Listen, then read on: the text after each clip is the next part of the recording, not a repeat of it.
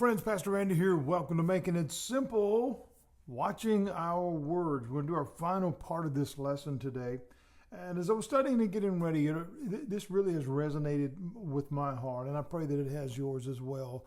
Obviously, we know the time that we're living in, and we know the difficulties that many are facing right now, especially after the aftermath of this horrible storm that has taken place, and all the devastation and the loss of life and the loss of things and what have you. In the midst of that, one of the things that I've noticed is the terrible use of words.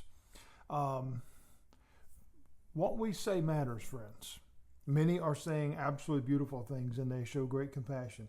Many are as phony could possibly be, and I'll let you decide where those things come from. But here's the bottom line. What we've been talking about in the manner in which we use our words, why is it so important? Because, friends, words lift up, words tear down. As I ended yesterday in the book of Acts, Jesus said, you will be witnesses to me. The witness is again, many of you know that my former background was law enforcement, and the witness is the one that actually saw what happened. Not telling you a version of what happened, they saw what happened. What can you tell through your words that Jesus has done for you? That's our story. That's not about how we came to know him. All that's fine. That's our testimony. But our witness, what do people see, and what can we tell that we have seen? Our words matter. Psalm 71 says, let my mouth be filled with praise and your glory all day. Think about that. Let my mouth be filled with your praise and your glory all day. Again, friends, our words lift up, they tear down. They honor God, or they break his heart. It's just that simple. It really, really is. And I know that sounds too simplistic, but this is making it simple. That's exactly what the intent of everything that we do here in this program is, to not just simplify Scripture, if you will, but rather it is to give us the principles to study on and look at about life that says we make things way too complicated. It does not have to be this way. May we choose our words wisely. May we choose our words and watch our words carefully. Because here's the truth. There are going to be times we're going to disagree. That's just real. Okay? There's things that people say you're not going to like. There's things you're going to hear you're not going to like. There's going to be times we're going to get angry. That's reality. That's human nature. But what we say during that time is so important. When we watch our words, we make a difference, okay?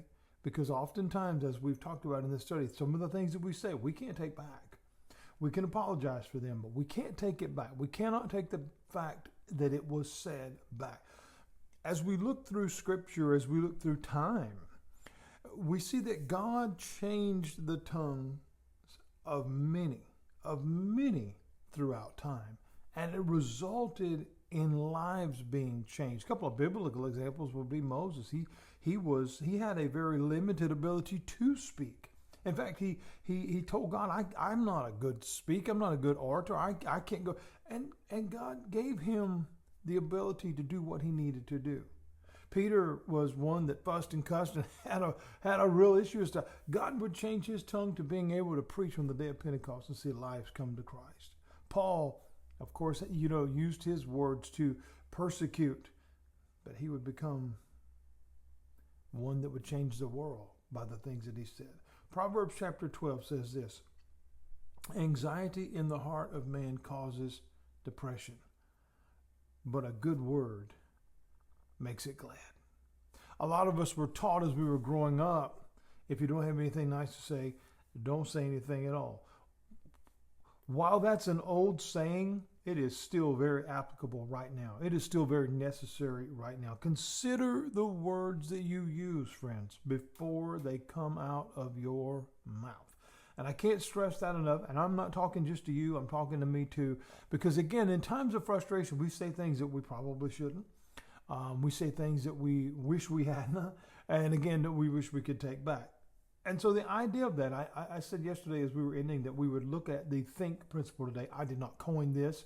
I don't own it. I saw it somewhere and I thought it was fantastic. But it really speaks directly to the heart of this message. When we consider thinking before we're speaking, what does that mean? Let's look at an acronym if we can for that word, think. T. Is what I'm saying true? That's the measuring stick. That's the first letter. That's the enormity of everything that we say. Is it true? Because we see so much being said today that's not. And they know that it's not. H. Is what I'm saying helpful? Is it true? Is it helpful? Is what I'm saying of benefit to anybody? Does it help somebody? Because if not, maybe I should keep it to myself. Are the words that I'm using inspirational? Am I encouraging someone? Am I lifting someone up? Am I representing Christ well? Is the words that I use inspirational? Are they changing someone's life? And this is a big one for me. Are the words that I'm sharing necessary? Do I have to say it? That goes back to the first three letters. Is it true, or is it just my opinion? Is it helpful, or is it going to cause more brokenness? Is it inspirational? Is it lifting up or tearing down? Which creates the question, is it necessary? Because a lot of things that we want to say, we don't have to. We choose to. We need to learn to watch our words. And lastly, K. Is it kind? Is it kind? Or will someone be hurt by what I say? We're not talking about keeping one from the truth, because sometimes the truth hurts. Sometimes we don't hear things that we want to hear, but we need to. But the manner in which we share it is important. Is it kind? Is it helpful? Is it necessary? Is it inspirational? Is it true?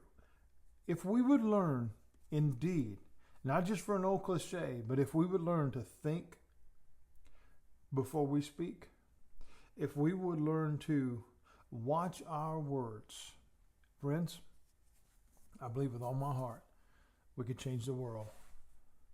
One life, one heart, one soul at a time. I believe that because that is what Jesus commissioned us to do.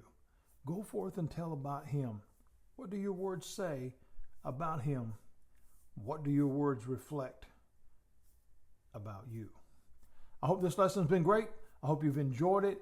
I encourage you to go back and listen to all parts of it, including the other chapters in this study that we're doing, 5 Things to Watch For. We'll be back, Lord willing, on Monday with the next lesson of the next chapter, and you'll find out what it is then. God bless you, friends.